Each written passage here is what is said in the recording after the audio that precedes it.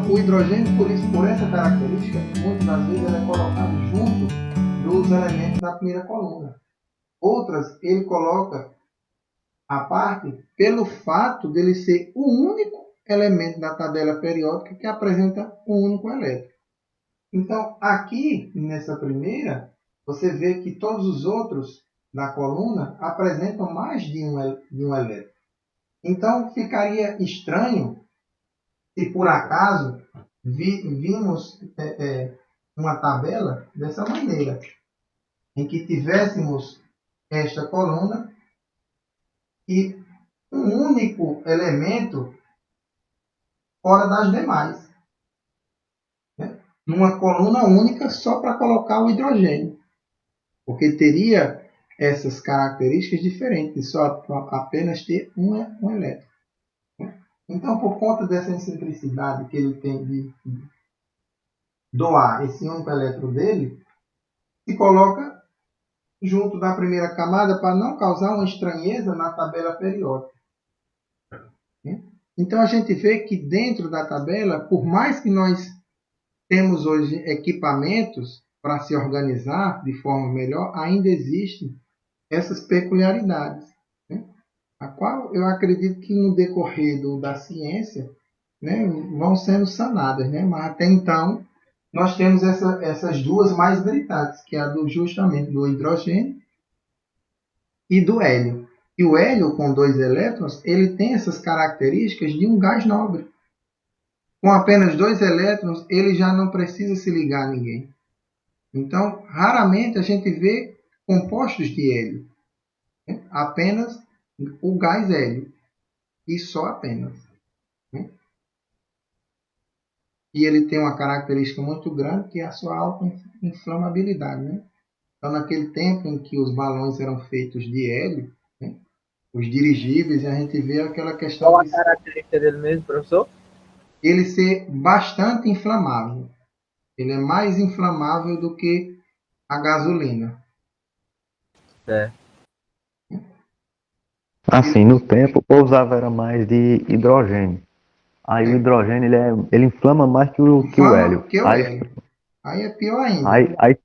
Aí trocaram o hidrogênio pelo hélio, só que na época era meio difícil de ter hélio. Aí, na época dos dirigíveis, aí foi muito acidente, aí muita gente morreu. É porque se pudessem organizar direitinho para se fazer, seria uma ótima, né? É um gás limpo, né? Não tem tanto prejuízo para o meio ambiente e tem um poder de queima tremendamente maior do que a gasolina. Hoje não se tem projetos para a produção de cada vez mais de energias limpas para carro, né? A gente não vê carro aí movido a eletricidade, carro movido a hidrogênio, né, na quebra da molécula de água. A gente não tem um avanço maior, muito por conta da indústria do petróleo, na qual ele freia esses desenvolvimentos. Porque até então eles não estão preparados para a mudança de mercado. Uma mudança brusca, onde todo mundo deixa de consumir petróleo e passa a consumir esses novos materiais com baixíssimo poder de troca. Quer dizer, um carro movido a hidrogênio, movido a energia solar, ele raramente vai precisar de peças para troca, essas coisas. E outro, que não vai mais precisar do petróleo. Então, uma indústria inteira, bilhões que já foram gastos para a produção de petróleo, vai ser jogado na lata do lixo. Então, eles não deixam, muito por conta disso. Então, aí voltando ao assunto, né? Já que a gente já conhece a tabela periódica, a gente já vê suas divisões, agora a gente vai ver suas propriedades.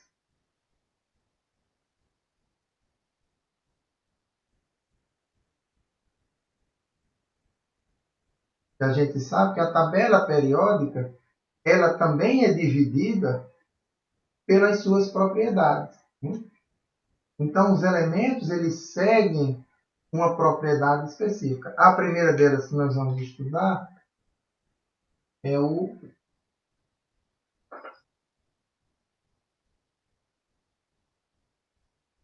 raio atômico. Ele diz o quê? Ou ele é definido como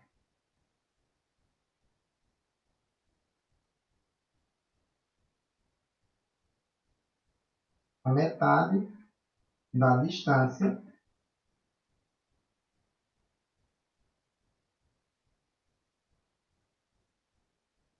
entre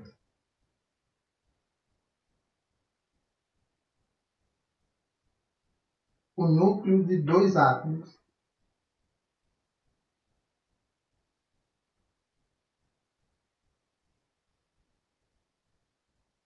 Então, como ele está definido dessa maneira, então, a metade da distância entre o núcleo de dois átomos. Então, pegamos lá, vamos supor, como eu botei no exemplo, o cobre, né? Qualquer coisa, ou qualquer outro elemento em questão. Temos um átomo de cobre, e aqui é o raio da última camada ao qual o cobre tem elétrons. E vizinho a ele, eu tenho outro cobre, e a última camada dele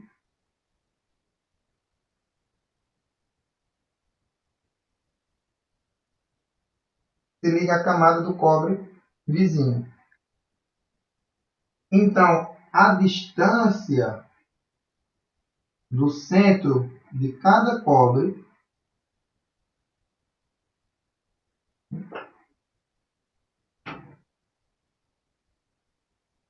até o outro, esta distância de um centro de um cobre para o centro de outro cobre é denominado de raio atômico. Vocês me entenderam? Hein, gente? Não Sim. muito. Não muito? Assim, ó. O raio atômico é definido como a metade da distância entre os núcleos de átomos vizinhos. Aqui nós temos um núcleo de um cobre e aqui um núcleo de outro cobre. Eles estão vizinhos, é que eles fazem uma ligação. É como se nós tivéssemos assim, ó. Cobre ligado a outro cobre. Estamos analisando esta ligação. Então, no núcleo de um cobre, a distância, essa distância, ou esse raio aqui, ó, mais esse outro raio, para se chegar ao núcleo do cobre vizinho, que no caso vai dar essa distância, né? Aqui é a distância D, é chamado de raio atômico. Seria distância dividido por 2, né? Já que é a metade. É porque assim, não tem como se a gente definir aonde fica toda uma extremidade de um raio de um átomo único. Então, nós analisamos a distância de um raio atômico quando eles fazem uma ligação, porque as duas extremidades elas ficam bem definidas no espectro fotônico. Então, a gente tem como definir aonde inicia a metade ou o raio de um cobre e o raio do outro cobre. Então, tomando as duas distâncias, nós sabemos que é o diâmetro de um raio atômico. Então a resposta seria só a soma do raio de um mais o raio de outro. Mas assim, a definição do livro é essa. A gente pode saber que a definição entre a metade das distâncias dos R's, né? Ao somatório dos raios atômicos.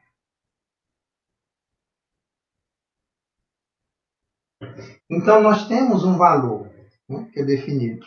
Esse valor para o cobre em questão, né, por exemplo, ele é enunciado como 256 na notação de picômetro. Né? Não levando para o outro lado. Sim. Pronto, o raio atômico, Tainá, ele é definido como a distância média, né, entre os núcleos atômicos. Então, nós temos aqui um núcleo atômico do cobre e um núcleo atômico do outro cobre numa ligação. Né? Quando eles se ligam, essa distância fica bem evidente, aonde termina um raio, uma eletrosfera e onde começa a outra eletrosfera. Nós só precisamos calcular a distância de um núcleo a outro, que no caso vai ser o somatório deste R com este outro R. Vai dar uma distância D. Esta distância D é definida como raio atômico. E no exemplo em questão, a distância de um cobre a outro é 256 picômetros. Se a gente fizer para o cloro, que é um gás, aí seria a distância entre uma ligação. Né? E no caso, para o cloro, quando a gente fala do cloro,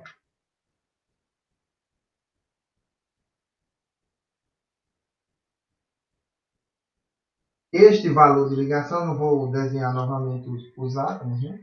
Esse valor de ligação é de 198 picômetros. Então a gente nota que o cobre, Como descobrir esse valor, professor? aí é experimentalmente, aí é dentro de um equipamento chamado espectrofotômetro de massa, onde ele vai analisar a massa, os diâmetros dos elementos. Aí é um equipamento que existe hoje, né, para se fazer essa medição. Ele foi desenvolvido lá na década de 30, né, mas é utilizado até hoje. Ele é feito em espectrofotômetro de massa.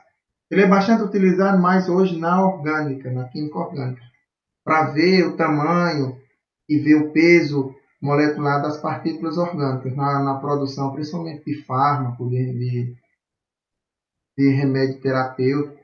Então, ele é utilizado muito nisso, porque quando se produz um novo composto farmacêutico, né, tem que se saber o que é que está se produzindo, quais foram os elementos utilizados para a produção daquele fármaco. Né? E é picômetro. PM não é polícia militar, não, é picômetro.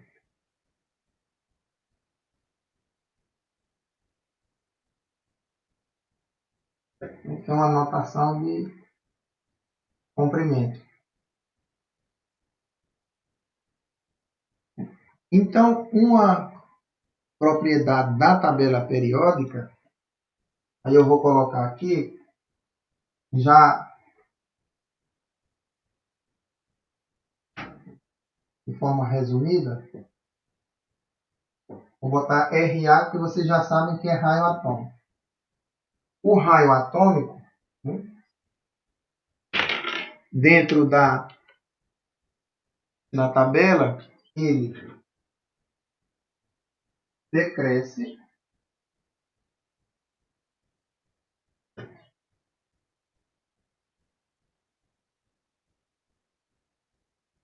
da esquerda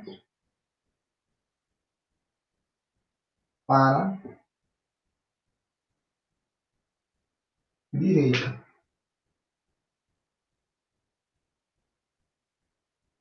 E crescem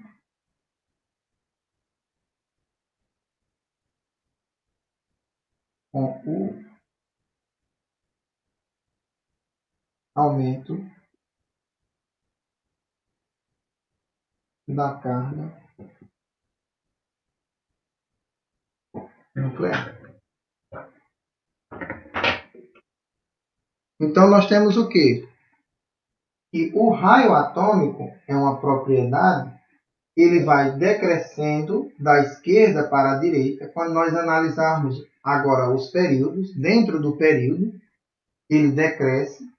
E quando nós analisarmos no interior, agora verticalmente, dentro de cada família, ele vai crescendo com o aumento da carga nuclear, que é o esperado. Nós vemos pelos dois exemplos. O cobre, onde é que o cobre se situa na tabela periódica, hein, gente? Vocês que já estão com a tabela aberta aí. Qual é a família do cobre? Tem a 1, a 2, 11. 11. É 11 mesmo. Pronto. E o cloro?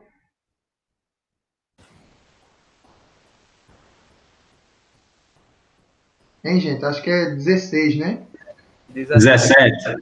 17. Pronto. Então, nós estamos vendo que o cobre, ele fica mais à direita, né? Mais à direita, mais à esquerda, quer dizer, ele fica mais à esquerda do que o cloro, não é? O cloro, o cobre está bem mais à esquerda do que o cloro, não é? O cloro está à direita. É isso mesmo. A gente está vendo aqui, por termos numéricos, que o cobre ele é bem maior, né? O raio atômico dele, e o cloro ele é bem menor no seu raio atômico. Isso é devido ao quê, gente? Espera-se que esse raio seja menor, por quê?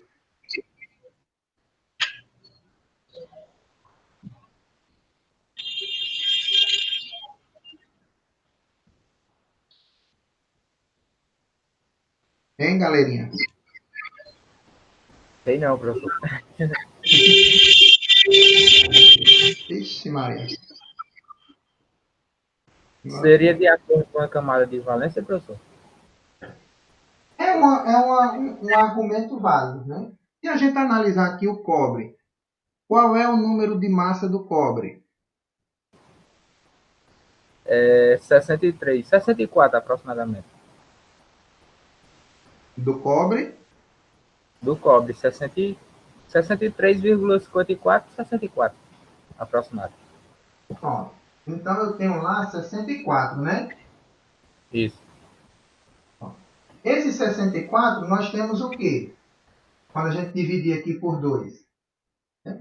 Nós temos 32 prótons e 32 Elétrons. elétrons. Né? Dividido lá naqueles números de camada, né, que a gente tem. Né? Quantas camadas ele vai ter lá naquela sua divisão? Vai ter quantas camadas?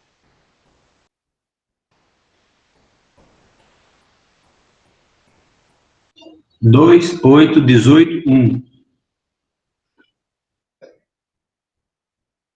Ele tem lá na divisão 1, 2, 3, 4 camadas. Enquanto que o cloro tem quantas camadas? O cloro. Quando a gente dividir o cloro só tem, ele tem massa igual a 36. 3. 3 camadas.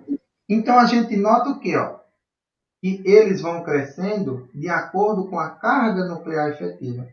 Se eu tenho uma camada a mais do que o cloro, nota-se que eu tenho um espaço maior entre os elétrons. Vocês não concordam?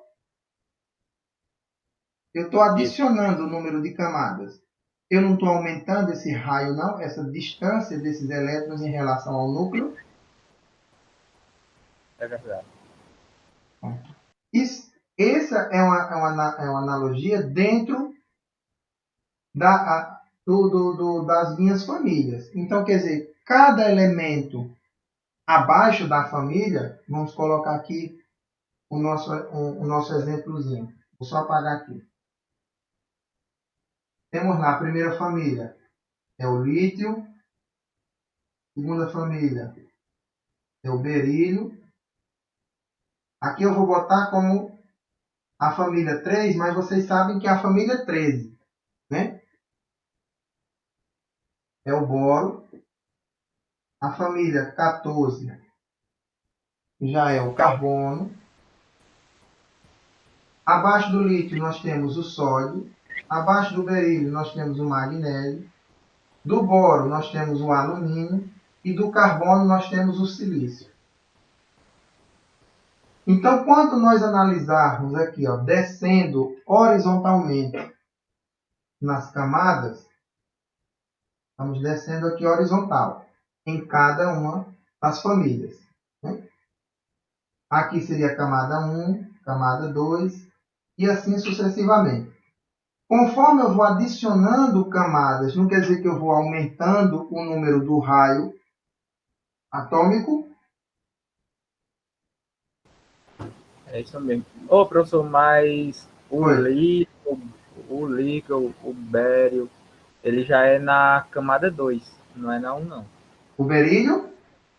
Sim, o lítio também. Não, o lítio é camada 1. Mas a camada não fica no hidrogênio, que é em cima do lítio? Eu só não coloquei o hidrogênio, eu coloquei todos que são iguais, É, porque se eu fosse colocar o hidrogênio, eu tenho que colocar o hélio lá na outra camada, gases nobres. Eu estou dizendo para não causar confusão. Sim, aqui seria Você está só camada dando 2. exemplo. Aqui é camada 2 e camada 3. Eu não estou colocando então, a primeira camada, não. é isso aí que eu estava querendo dizer. Ah, certo, tá certo. Ah, perdão. Aqui é camada 2, camada 3 e assim por diante. Pronto. Então, aqui quando analisarmos dentro do período, todos aqui são camada 2, né? Lítio, berílio, boro e carbono. Não é, gente? É sim, professor. Pronto. Então, analisando horizontalmente agora, nós temos que tendência? Pelo que nós colocarmos aqui, eles vão Decrescer. diminuir. Por quê? O lítio aqui, eu tenho quantos elétrons no lítio? Hein, gente? 3, No berílio. 4. E assim sucessivamente. Se eu estou aumentando a carga eletrônica, né, e consequentemente eu estou aumentando a massa desses elétrons, porque quando eu aumento um elétron aqui, eu estou aumentando em termos de massa atômica. Quando eu passo de um para o outro, eu aumento em massa atômica 2 vezes. Porque se você pode notar, o lítio ele tem massa atômica que encontrei igual a 6, não é? Já o berílio tem de massa atômica igual a A 9. 9. Então, em termos de massa, toda vez ele tem 2 vezes a massa do anterior. Então, se eu tenho uma massa maior e o número de elétrons eu aumentei apenas uma vez, o que é que acontece? Nós já sabemos. Se eu tenho mais massa no centro, essa massa do centro ela tem uma tendência natural a puxar esses elétrons com maior intensidade. Vocês não concordam? Sim, professor. Então, se eu tenho mais massa, no decorrer do período, eu vou adquirindo mais massa, então eu vou puxando esses elétrons com mais força. Então, fazendo com que aconteça o quê? Com o raio atômico? Ele vai diminuindo. Então, dentro do período, é natural que os elementos, o raio atômico, vá diminuindo. E dentro de cada família, agora analisando horizontalmente, eles vão crescendo por conta do acréscimo da carga nuclear. Então, já definimos com clareza o raio atômico. Ele vai decrescendo dentro do período. Por quê? Porque o núcleo atômico vai ficando cada vez mais denso, e aí eu vou puxando esses elétrons com mais força, e assim diminuindo o raio atômico. E dentro de cada família, ele vai aumentando porque a camada de valência vai se tornando cada vez maior e os elétrons cada vez mais pesados. E aí o raio atômico ele vai aumentando. Tranquilo? Tem alguém que não entendeu o raio atômico?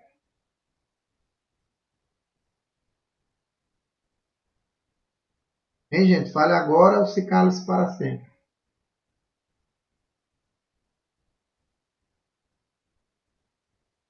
Posso passar?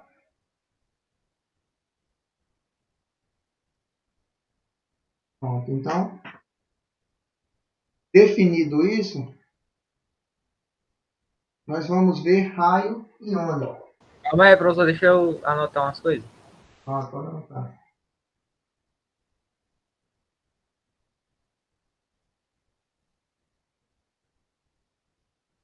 Então a gente vai ver agora o raio iônico, né? Ele é o inverso do raio atômico. Então basta a gente começar a ver as peculiaridades de cada uma das propriedades, que logo logo a gente pega, elas são bem tranquilas. Então a gente quando vê a tabela periódica, como eu disse na turma anterior, a tabela periódica ela serve de alicerce para todos os experimentos em química. Então, quando a gente estiver sabendo sobre as propriedades da tabela periódica, a gente vai inferir várias questões. Então, quando a gente vê uma ligação, quando a gente vê um átomo, né, logo de cara, a gente já vai relacionar com a tabela periódica, então a gente já vai ver. Então espera-se que ele tenha esse tipo de ligação, espera-se que ele tenha esse tipo de propriedade, espera-se que após após a ligação ou após a quebra da ligação, ele vai ter essas outras propriedades devido a isso que acontece, o seu raio vai ficar assim, perder um elétron ele fica dessa maneira. Então, a tabela periódica é o nosso alicerce principal para todos os experimentos que a gente vai ter em química. Por isso que ela é muito... Como é? Pode apagar já. Então, por isso que muitas vezes ela é colocada para os químicos como um dicionário quando a gente estuda linguística. Então, aonde é que vai ser nosso alicerce quando a gente estuda o famoso português? Como a gente diz lá, que é o pai dos burros. É o dicionário. Então, a nossa fonte de pesquisa e o nosso pai dos burros para os químicos é a tabela periódica. Nela está inserida todas as informações, né, que a gente vai precisar. Basta somente a gente saber ler a tabela. Então, o raio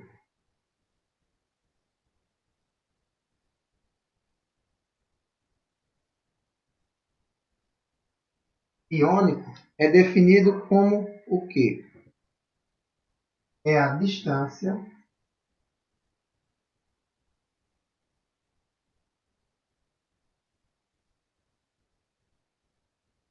entre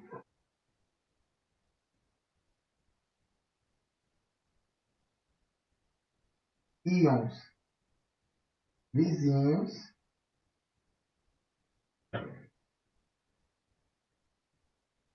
em um sólido cristalino